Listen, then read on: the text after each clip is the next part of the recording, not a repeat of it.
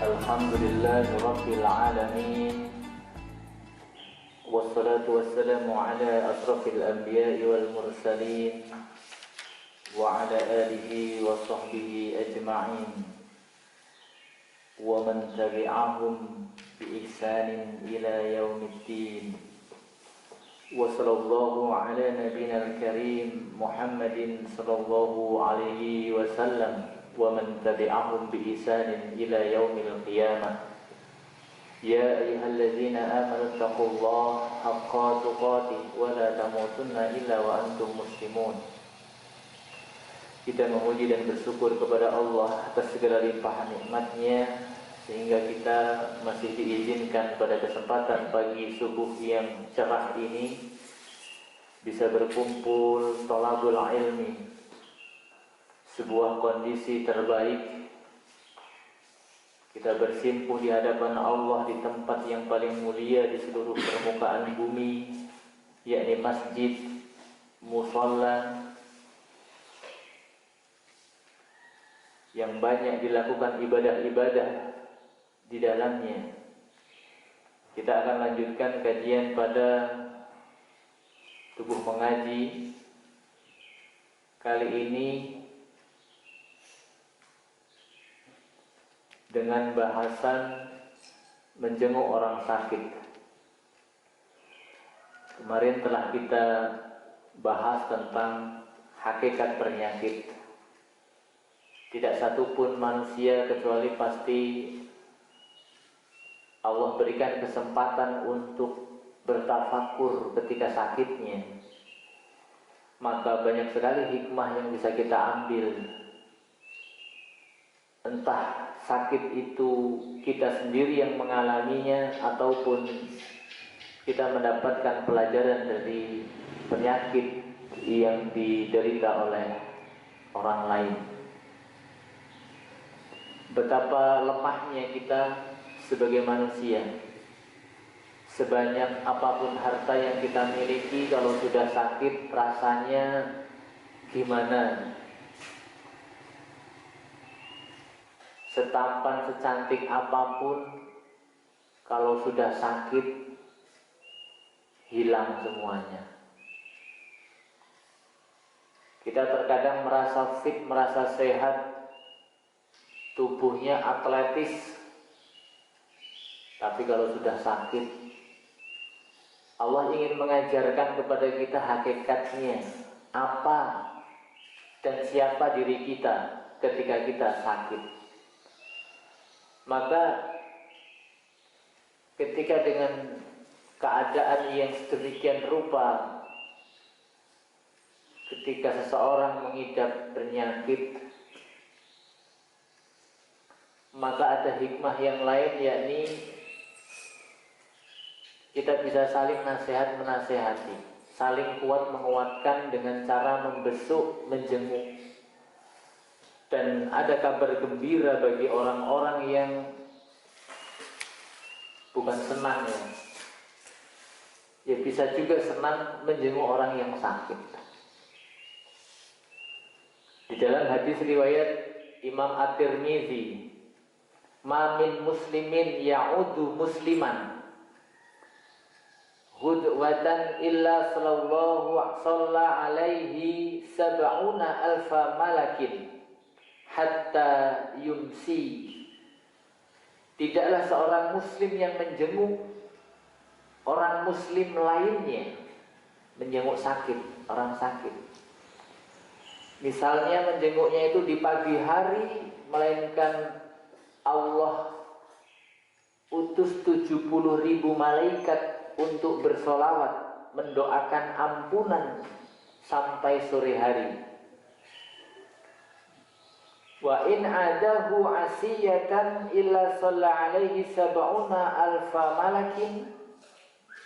Dan jikalau dia menjenguknya itu di sore hari, maka 70.000 malaikat akan bersolawat hatta yusbih, sampai subuh.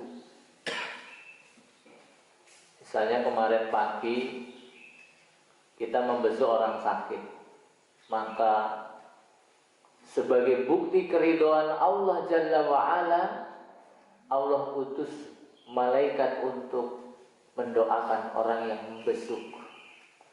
Karena apa? Di dalam membesuk orang sakit ini banyak sekali hikmahnya. Kepedulian sesama muslim, kekuatan hati untuk merajut dan menjalin ukhuwah Islamiyahnya. Ada nasihat di dalamnya ketika berjumpa, ada doa yang dilantunkan untuk kebaikan keduanya. Juga sekalian jalan-jalan. Misalnya orang Krui dirawat di Bandar Lampung, kan jalan-jalan jadinya. Pulangnya mampir ke kebun melon misalnya, atau kebun jeruk yang lagi viral.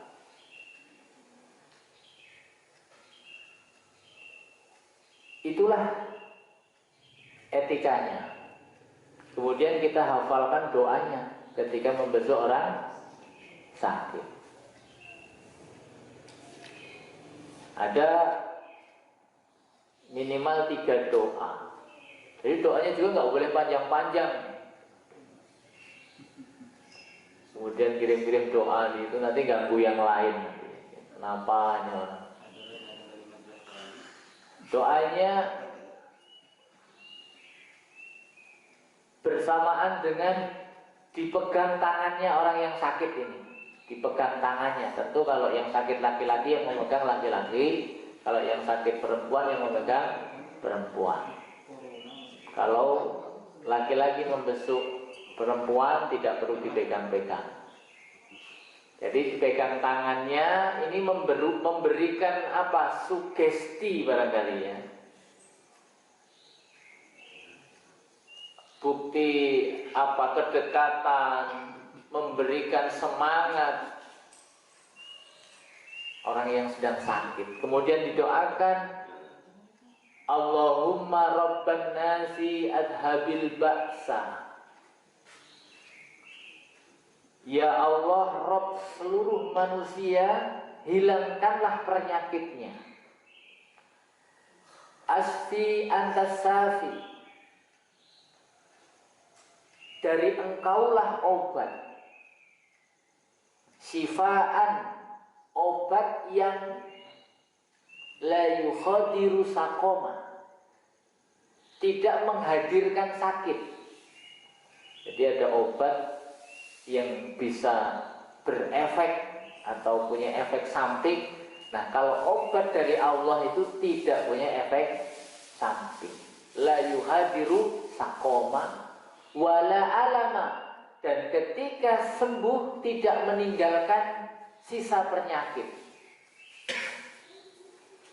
Berarti ketika Allah melalui lisan Rasulullah SAW mengajarkan doa yang bagus seperti ini menunjukkan bahwa orang yang sedang sakit harus punya optimisme. Jangan mentang-mentang sakit kemudian habis waktunya untuk mikirin mati terus, kayaknya sakit saya ini sudah seperti ini.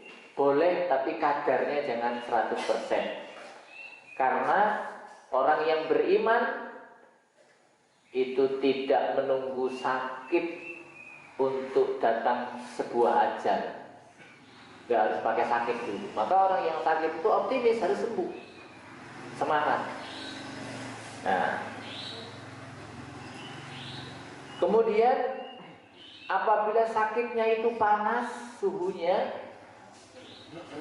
demam tinggi, maka doanya la ba'sa tahurun insyaallah. Ini enggak apa-apa. Ini sebagai pembersih dosa-dosa insyaallah. Kemudian satu lagi doa yang diriwayatkan oleh Al-Imam Abu Daud nomor 3107.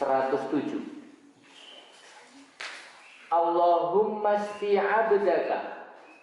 Ya Allah, sembuhkanlah hambamu ini. Yanka'ulaka adu. Barangkali dengan kesembuhannya dia bisa menyerang musuh.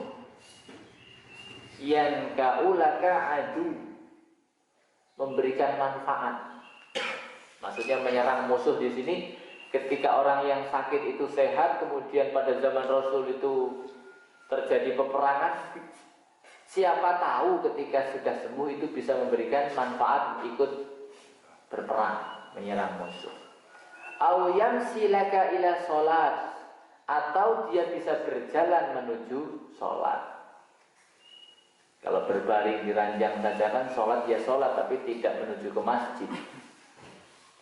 Maka kita berwasilah dengan amal solih namanya, supaya ketika sembuh bisa menjadi lebih bermanfaat. Entah ibadahnya, entah kemanfaatannya untuk umat. Kalau sudah sakit ini cuma bisanya mendoakan, nggak bisa berpartisipasi.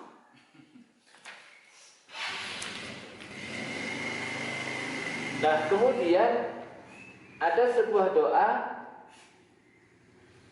misalnya sakitnya parah. Saya sering mendapat pertanyaan, Pak, bagaimana kalau ada orang sakitnya parah, sudah tua sekali, sakitnya itu kayak-kayaknya diukur dengan ukuran medis, berat kalau diharapkan kesembuhannya. Doa apa yang terbaik? Bahkan mungkin kalau secara vulgar, boleh gak saya doakan supaya orang ini meninggal, gitu kira-kira. Daripada gue ngenteng-ngenteng sawah, ngenteng bondo kan, ya, anak keturunannya masih banyak, dia udah tua, tidak mati-mati kan, gitu kan. Boleh gak didoakan supaya cepat mati? Yang ngurusin orang sakit itu berat. Apalagi kalau sudah deprok, BAB, BAK di tempat tidur, wah ini bikin orang kadang-kadang gak sabar. Padahal anaknya sendiri, anaknya saja sudah tidak sabar. Banyak loh begini. Sehari, 2 hari ia bisa sabar, sebulan udah mulai mikir, mari ora gitu. Berobat sudah kesana kemari. Apalagi sampai hitungan tahun, Masya Allah. Tahun. Termasuk nenek saya itu hampir 20 tahun itu. 20 tahun. Tapi alhamdulillah anak-anaknya ya bukan saling mengandalkan, malah berebut untuk bisa ngopeni. Ini kalau bisa seperti itu. Karena itulah pintu surga yang terlebar dan pintu tengahnya. Di pintu inti surga itu berbakti kepada kedua orang tua. Pintu sholat, pintu yang lain-lain itu bukan pintu inti, tapi berbakti kepada orang tua, pintu tengah surga. Maka jangan kita sia-siakan sebenarnya. Maka harus tahu ilmunya dulu. Apa yang saya dapat dari repotnya saya ngurusin orang tuanya. Dan gimana tidak repot? Orang seharusnya kita bisa cari maisha, bekerja ke sana kemari. Ini harus ditungguin coba. Dan nungguin orang sakit. Ini kan luar biasa, kesabaran, ketelatenan. Ini yang akan mendatangkan keridhaan Allah Subhanahu wa ta'ala. Ya, mudah-mudahan kita nggak diuji oleh Allah dengan yang nemen-nemen. Maka ada doanya. Ini Allahumma ahyini ma kanatil hayatu khairan. Kita ajarkan sama orang yang sakit tadi, jangan kita yang mendoakan. Ya Allah, hidupkanlah aku jikalau hidupku ini baik bagiku. Wa tawaffani idza kanat wafatu khairuli, dan wafatkanlah aku jikalau wafat itu lebih baik bagiku. Ini ya. Kita ikutin ya. Allahumma ahyini maka natil hayatu khairul li wa tawaffani idza kanatil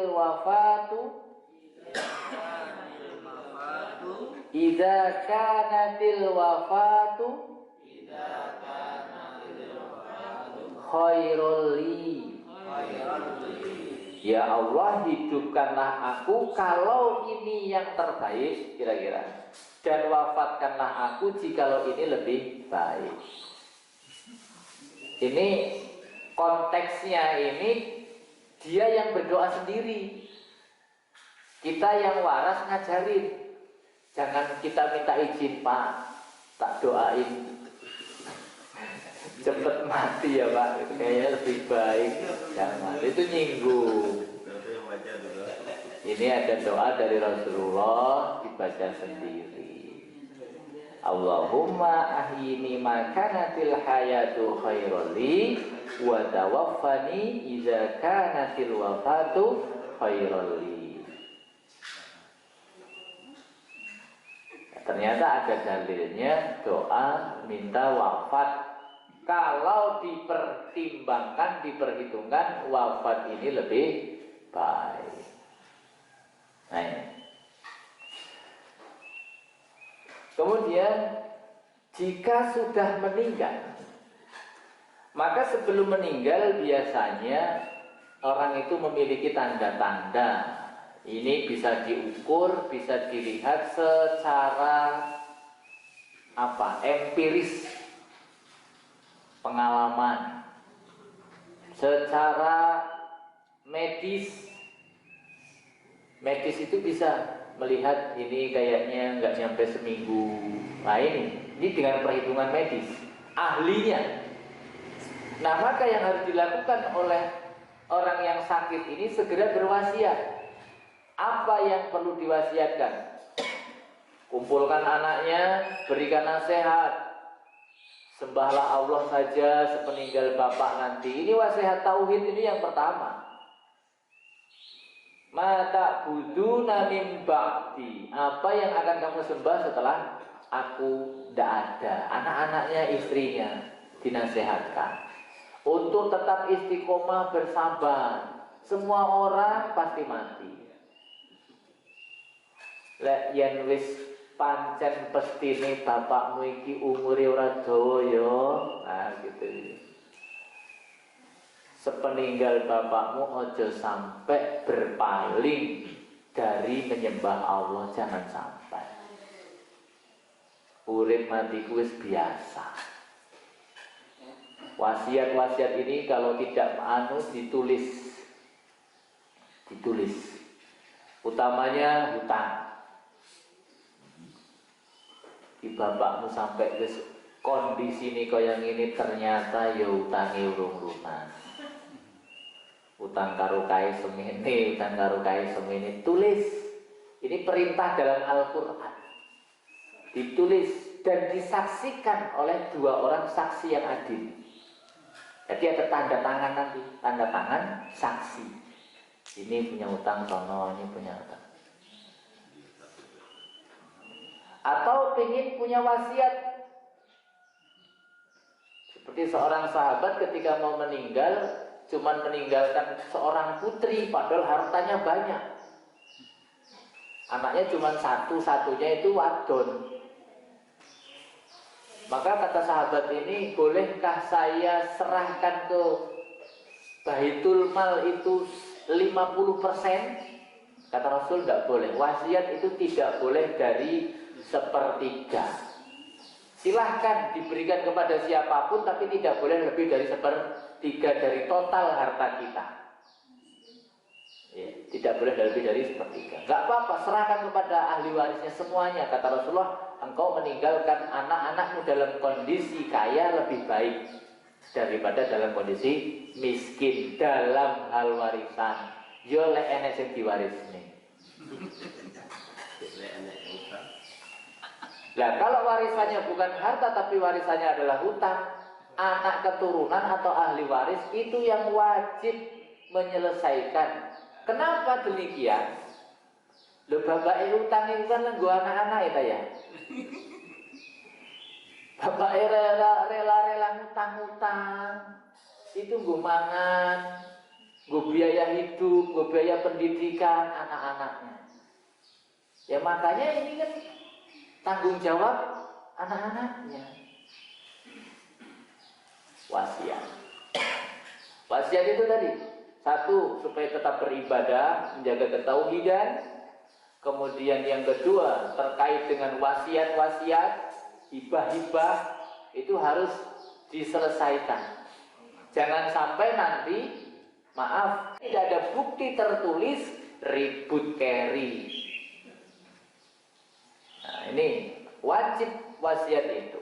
Kemudian yang ketiga terkait dengan hutang piutang, janji-janji. Ya, janji-janji. Misalkan orang tua ini punya tabungan naik haji, itu juga harus dibilang ke anaknya. Naik haji sekarang ini kan rumit, sulit, ya pelik. Kayaknya nggak nyampe deh kalau ibu udah seusianya segini, bapak udah usia segini nih. Tolong nak ya, nanti tolong kamu yang menggantikan. Misalnya bapak nggak sampai berangkat, tabungannya ini, itu kan bisa diurus dia, bisa dibadalkan, bisa digantikan. Kemudian misalkan punya nazar-nazar, juga wajib ahli warisnya untuk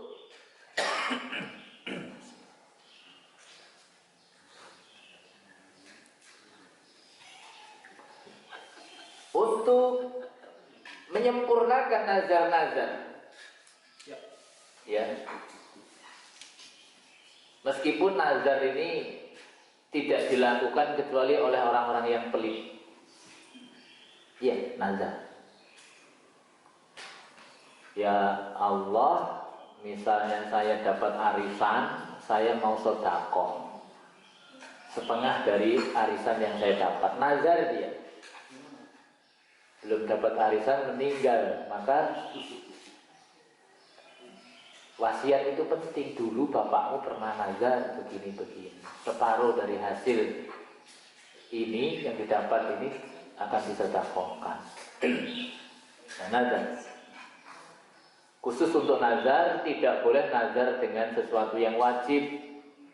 Ya Allah, kalau saya diterima di perguruan tinggi negeri, saya akan rajin sholat 5 waktu. Itu tidak boleh nazarnya itu.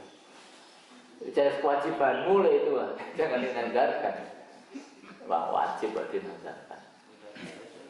Nah, kemudian setelah wasiat-wasiat ini disampaikan, maka sebagai yang hidup ini harus peka. Kalau sudah ada justifikasi ini usianya nggak lama lagi, jangan banyak ditinggalkan. Ya, sering ditunggui, karena yang sehat ini punya kewajiban lagi untuk mentalkin. Yang sakit punya hak untuk ditalkin. Ditalkin itu dibimbing. Nah ini utamanya ketika sudah sakaratul maut, sekarat mati, udah sekarat dia, bukan 24 karat, sekarat. Wah ini kayaknya sudah cedak ini. Itu bisa dideteksi dengan cara pengalaman. Bimbing, la ilaha illallah. Berhenti di telinganya, la ilaha illallah. Nanti biar dia ngikutin. Sunnahnya memang seperti itu. Itu mentalkin yang benar. Jangan panik. Nyebut bo, nyebut opo. Goyang-goyang awaknya, nyebut bo. Panik sambil nangis, kipiye. Dan biasa aja. La ilaha illallah. Itu benar-benar kita itu kadang-kadang dihadapkan dengan suasana yang seperti itu, panik ya. Apa perlu boleh dokter malah rono rini, bengok rini, ya, nelpon sana, nelpon sini. Tidak perlu seperti itu, dah. Gak perlu nunggu anaknya kumpul, yang di Jakarta, yang di Medan, lah sesuai. Keburu bablas nanti. Jadi dah tanggung jawab kita yang memang ada dekat di situ, talqin. Ya caranya seperti itu, bimbing la ilaha illallah di telinga, dekatkan dengan telinga. Dan jangan apa sering-sering la ilaha illallah, la ilaha illallah. Dan ada sunnah, ya, untuk membacakan surat Yasin sebelum meninggal, tidak apa-apa. Atau membacakan surat Ar-Ra'du ayat 1 sampai 4 atau sampai 5, surat Ar-Ra'du. Ya, surat Ar-Ra'du. Saya belum ketemu dalilnya yang ini, surat Ar-Ra'du ini. Cuman waktu itu Pak Dr. Taufik pernah mengatakan kepada saya, bacakan surat Ar-Ra'du untuk mendampingi orang yang sakaratul maut. Dan beliau sekarang sudah dipanggil oleh Allah, Dr. Taufik. Masih muda, Majelis Tarjih PDM Kota Bandar Lampung. Itu sebenarnya saya banyak ngaji ilmu dengan beliau tentang fikih. Lah malah duluan, padahal masih muda.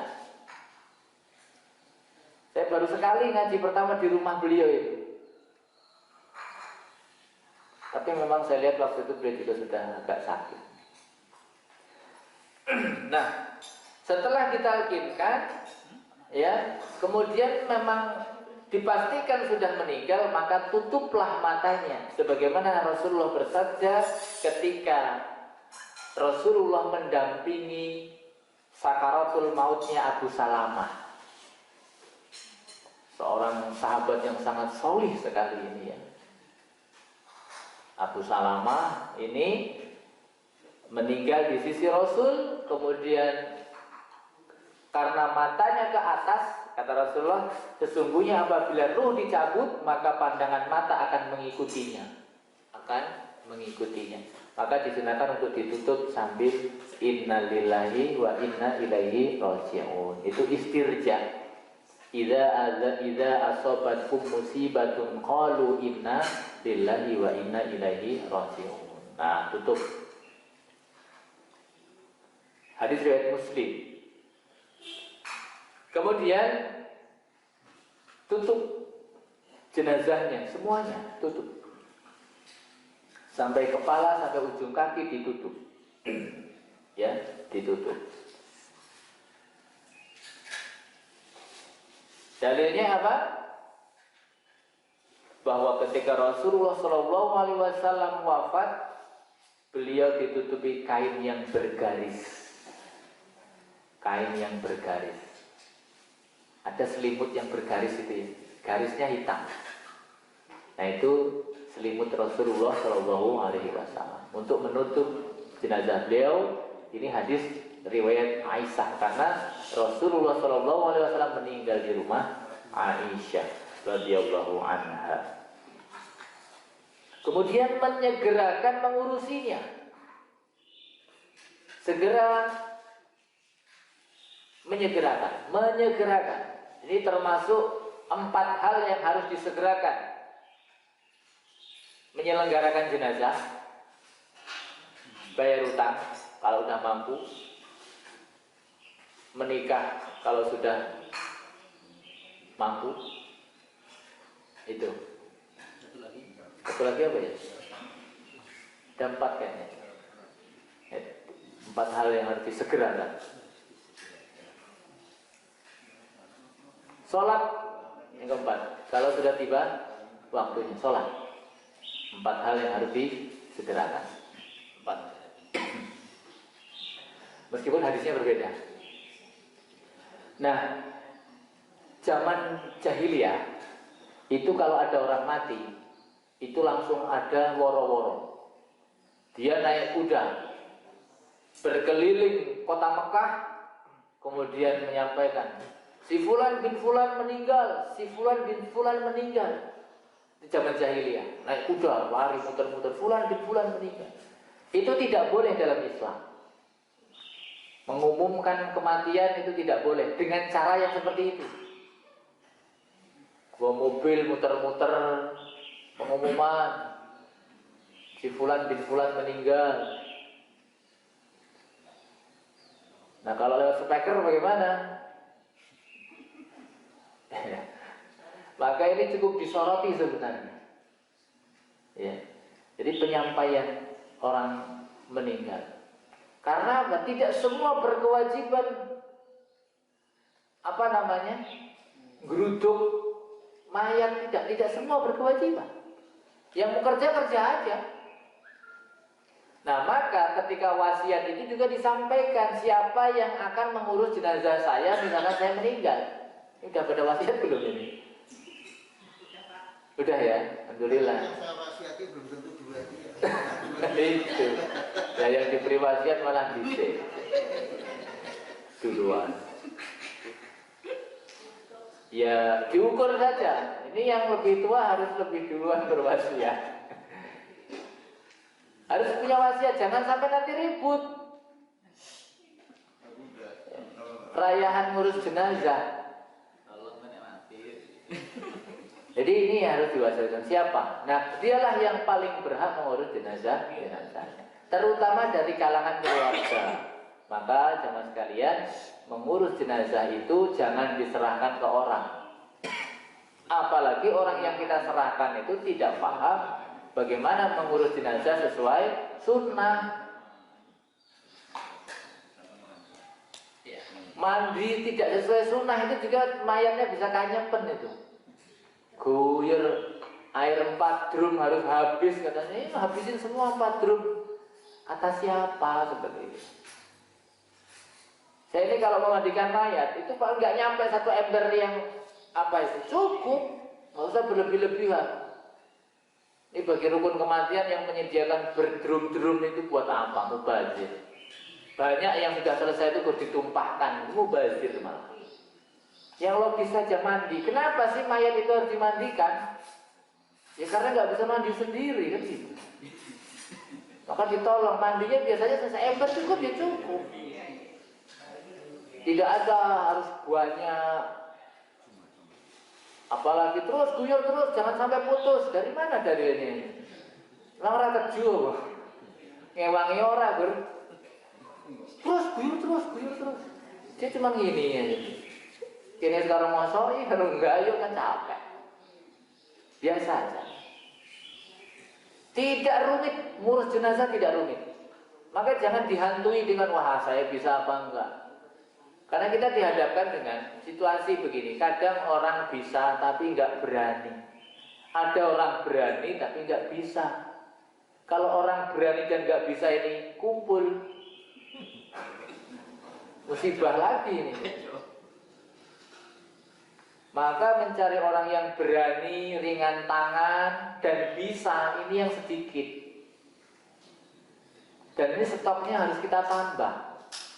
Jangan ngandelin.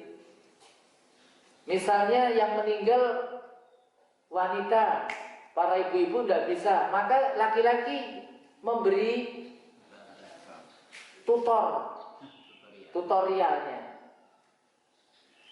Ya dimulai dari sininya, ibu eksekutornya, ada tutornya, ada eksekutornya. Kalau memang kepepet tidak ada, jangan terus wah ibu-ibu gak ada yang nyesel, rasa didusi tayamum baik. Nah itu, ini penting. Maka nanti secara rinci akan kita praktekkan secara rinci. Tapi intinya harus segera, nggak usah nunggu apa-apa. Maaf, kalau anaknya masih di Papua atau di mana, nggak usah ditunggu-tunggu. Salah sendiri nggak pulang-pulang. Nggak usah ada tunggu-tungguan. Marah-marah biarin. Ya, sampai terjadi ini, waktu itu harus mau memakamkan itu nunggu anaknya yang dari luar kota harus datang. Nunggunya lama, maka para orang yang bertakziah yang mau ngurusin ini mutung. Wes urus dhewe kono lah. Emang kerjaan aku gur ngurus iki tok. Nah, kan akhirnya jadi masalah. Iya. Ini bisa berpotensi ribut di masyarakat. Setelah arep pengen istirahat, setelah arep pengen keperluan dan lain-lain ya. Lah malah suruh nunggu-nunggu, nggak berangkat-berangkat, sudah dimandikan, dikafankan, disolatkan, nggak dikubur-kuburin dengan alasan nunggu. Nggak usah nunggu-nunggu, segerakan saja. Ini ada 2 hari Muslim, segerakan. Dimakamkan di tempat dia meninggal. Nah ini penting, dimakamkan di tempat dia meninggal. Ini secara idealnya. Misalnya maaf, meninggal di Amerika, nggak usah aeng-aeng, wah ini jenazahnya mau saya bawa ke Indonesia. Nggak usah, makamkan saja di sana. Bahkan dulu saya baca kitab karya Irfan Hamka, anaknya Buya Hamka, menceritakan ketika Buya Hamka menjadi pimpinan rombongan haji naik kapal laut, ya, ketua rombongan haji naik kapal laut. Misalkan di kapal itu ada yang meninggal, maka dimandikan di kapal, dikafankan, disolatkan, buang ke laut. Iya, dibuang ke laut. Dikasih beban yang lebih berat dari tubuh mayat, buang ke laut. Itu caranya. Jadi mas yang pelaut gitu kan, seperti itu. Jadi harus, misalkan di laut itu 3 bulan, ada yang meninggal, wah. Ya kalau sekarang canggih barangkali bisa dia panggil helikopter. Tapi sebenarnya fikih ringan-ringan saja, tidak masalah. Bukan tidak menghormati mayat, bukan memperlakukan mayat secara tidak wajar, bukan. Memang fikihnya seperti itu. Itu tidak mengurangi keafdolan, tidak mengurangi sama sekali. Ya, buang ke laut. Jadi Rasulullah itu merantau juga ke Madinah.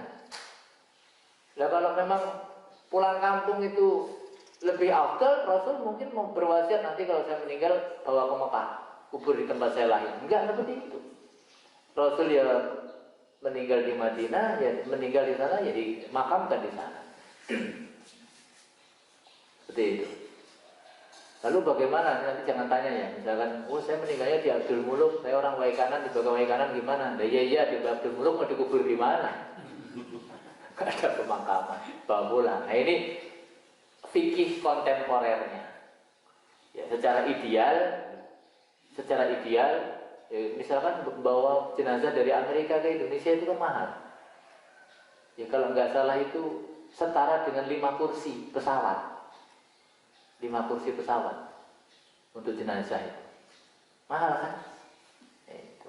Dan ribet, itu. Urusannya ribet. Maka Islam sudah mendahului. Islam ini mudah.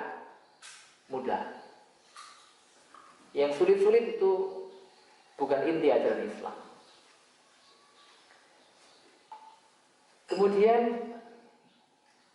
memandikan jenazah dengan cara setelah tadi dinyatakan meninggal, segera mandikan saja, nggak usah nunggu kuburannya selesai. Mendingan kita sudah sampai disolatkan sambil menunggu kuburan selesai.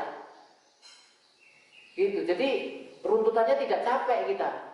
Misalnya gini, nanti memandikannya nunggu 90% makam. Itu urutannya capek. Sudah memandikan, mengkafarkan, mensolatkan, langsung kongowo. Mendingan ada jeda istirahat. Setelah meninggal, mandikan. Mandikan itu tidak perlu sebuah ritual tertentu, tidak. Bila perlu, maaf, kalau memungkinkan, mandikan di kamarnya dia meninggal itu. Gak usah ngajak-ngajak orang. Anaknya, lihat siapa yang memandikan. Loh iya, gak usah tunggu Pak Mudin. Kasihan Pak Mudinnya lagi istirahat. Udah tua lagi Pak Mudinnya ya. Mandikan saja, lucuti bajunya, mandikan sendiri aja udah. Jangan tanya, anaknya malah tanya sih, biar didusi orang. Nah, dia tuh bisa kayak gitu. Jadi mandikan itu memandikan biasa. Gak ada perlu tim khususon, gak ada.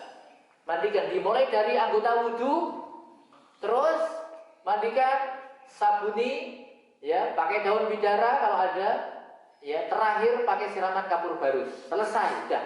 Dikeringkan, disisir, dikeringkan, ya kan, dikafankan. Mengkafankan juga iya, sendiri aja kalau bisa. Gak usah ngenteni sopo-sopo. Bila perlu orang sudah takziah, itu kita sudah beres. Sudah beres, tinggal mensolatkan. Siapa yang datang mau mensolatkan ini sudah bersih jenazah. Itu.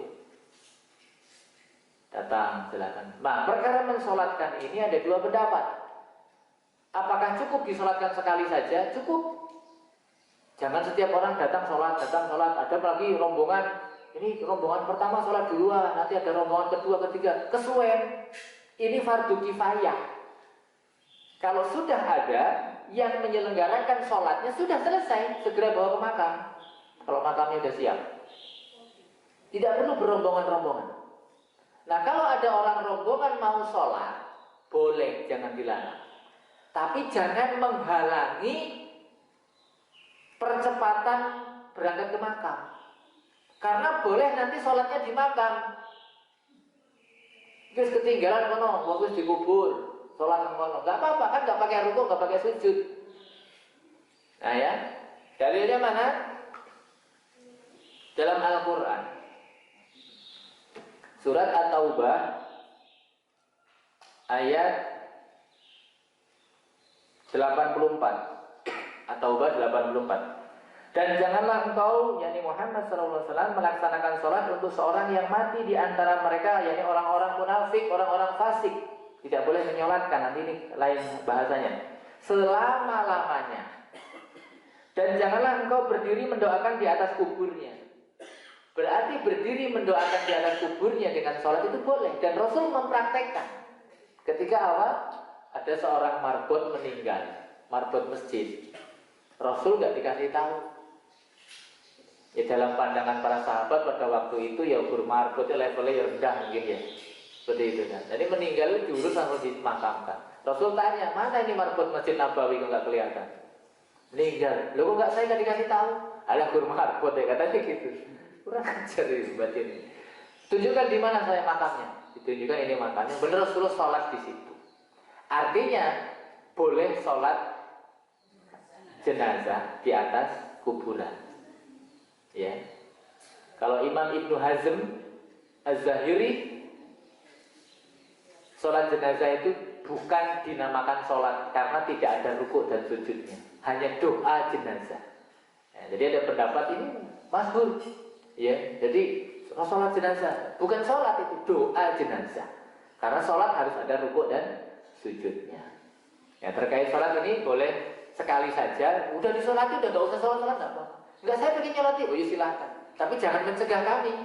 Kami udah mau antarkan ini jenazahnya. Oleh katanya awakmu sholat suwe, gitu. Nanti belum ada rombongan lagi datang lagi, sholat lagi.